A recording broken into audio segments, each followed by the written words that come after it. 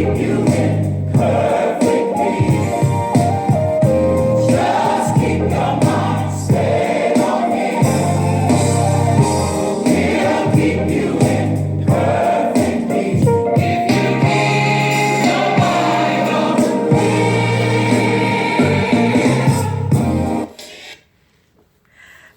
morning, everybody.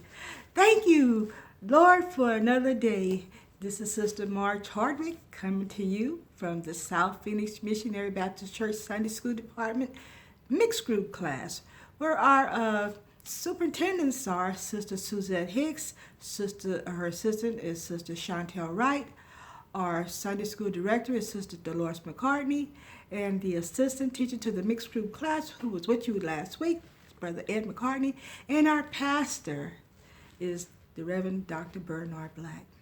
And so we're coming to you today with the Sunday School lesson for July the 19th, 2020, Union Gospel Press publication of Israel Demands a King. Israel demands a king. Can you believe that? This lesson is a good lesson today. And let me read you the lesson is taken from 1 Samuel 8th chapter 1 through 11 and then 18 through 20. In our golden Texas reading this morning, the Lord said unto Samuel, Hearken to the voice of the people in all that they say unto thee. But they have not rejected thee, but they are rejecting me, that I should no longer reign over them. 1 Samuel 8 and 7. This is a good lesson today. And in this lesson today, before we finish with our time, I think one main thing that will come out of everything that's said and done and we're reading is be careful what you pray for. Be careful what you ask the Lord for. You better think about it before you ask for it, because He will give it to you. But is it really what you want? Or is it really just really what you want? Or it's just really what you think you need? But listen what the lesson says. And it came to pass when Samuel was old that he made his sons judge over Israel. The name of his firstborn was Joel, and the name of his secondborn was Abiah. And they were judges in Beersheba. And his sons walked not in his ways, but turned aside after lucre, and took bribes and perverted judgments. Then all the elders of Israel gathered themselves together, and came to Samuel unto Ramah, and said unto him, Behold, thou art old, Samuel, and thy sons walk not in thy ways. Now make us a king to judge us like all the other nations. Samuel, your sons ain't no good, so make us a king. Your sons ain't nothing like you, Samuel, so make us a king. We want to be like all the other nations. 6th verse says, But this thing displeased Samuel, when they said, Give us a king to judge us. And Samuel prayed to the Lord about it.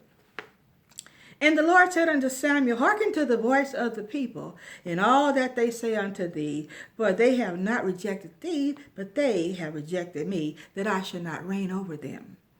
And according to all the works which they have done since the day that I have brought them up out of Egypt, even unto this day, wherewith they have forsaken me and served other gods, so they do also unto thee. That's not dedication at all. That's not appreciation at all. But now the 9th verse says, Now therefore hearken unto the voice, Samuel. Howbeit yet protest solemnly unto them, and show them the manner of the king that shall reign over them. And Samuel told all the words of the Lord unto the people that asked him for a king. And he said, This will be the manner of the king that shall reign over you. He will take his sons and appoint them for himself, for his chariots, and to be his horsemen, and some shall run before his chariots. And he shall cry out to all in that day because of your king, which ye shall have chosen for you. And the Lord will not hear you in that day, Nevertheless, the people refused to obey the voices of Samuel, and they said, but still we will have a king over us. And the 20th verse says that we also be like all the nations, and like all the kings may judge us and go out before us and fight our battles. Wow, what a lesson this is. Because the people had been depending on God for everything. And every lesson we've had in the past few weeks, the people did sin, go back to the old ways. They went back to worshiping the gods, the false gods, idol gods. They went back and they displeased the Lord so much. But all the time when they cried out to the Lord always came through and delivered them to whatever they need and made them victorious over great wars and gave them food to eat and guided them through turmoil, trials and tribulations and everything. And yet they at this particular time in the lesson, Samuel was a king, and he was a good king. But one thing happened in our life that I guess we should expect sooner or later, that we get old.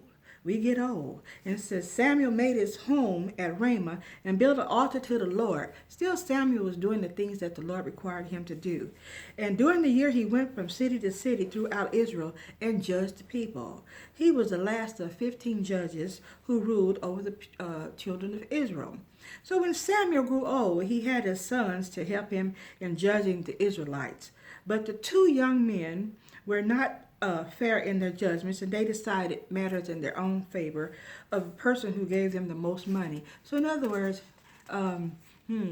they weren't what we call a chip off the old block.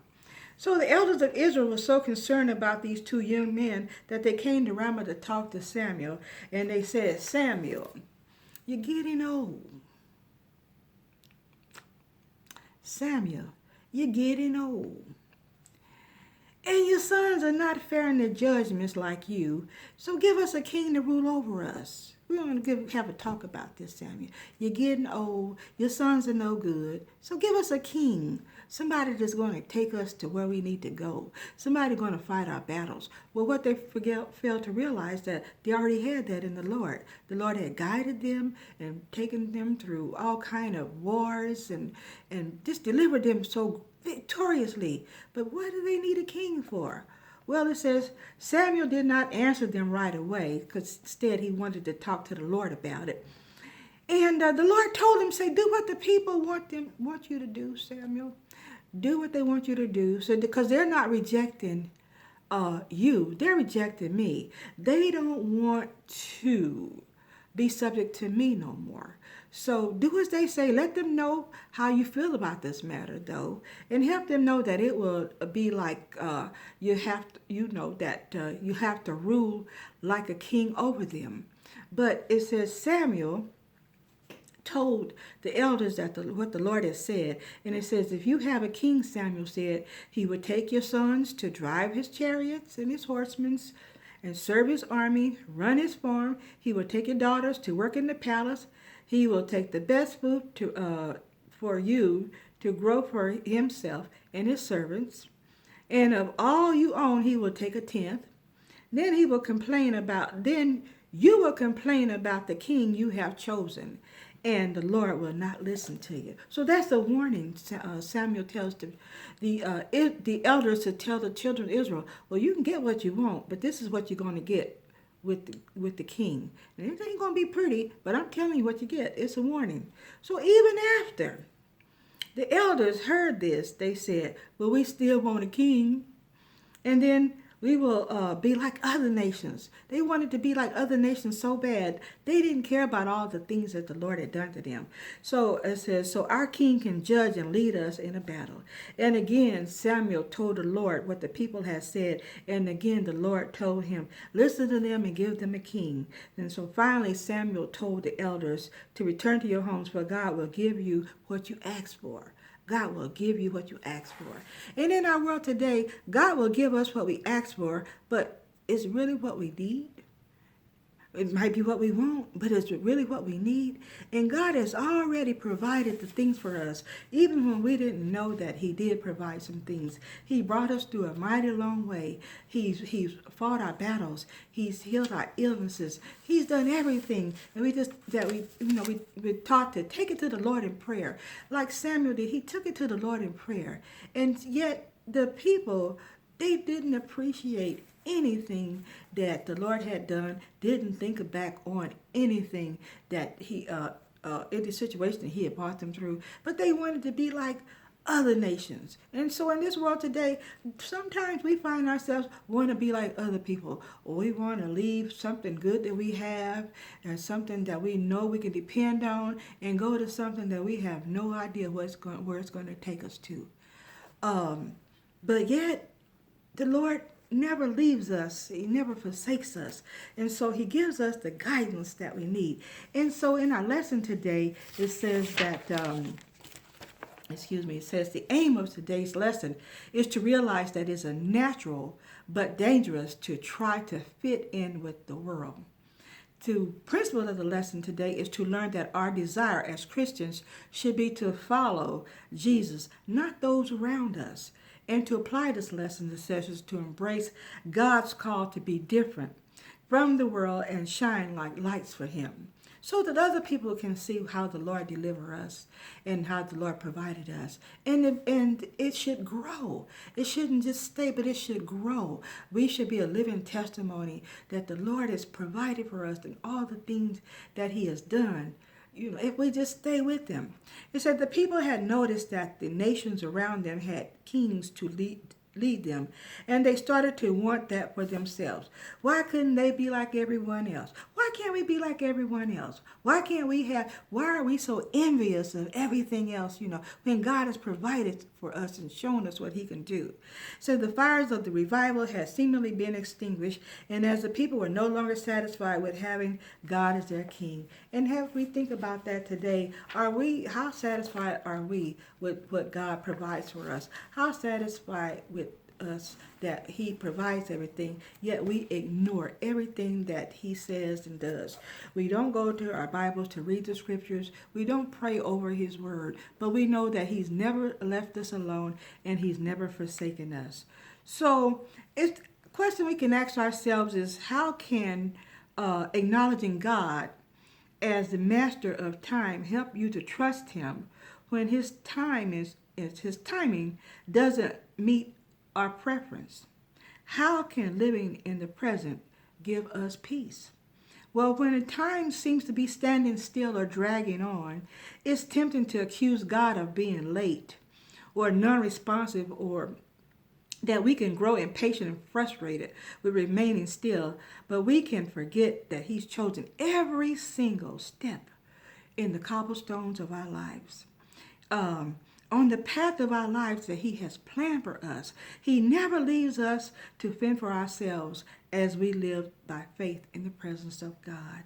We can walk in the presence of God with God. So God has never failed us. And so our lesson is a good lesson today. And let's think about what it is, that we want in life today.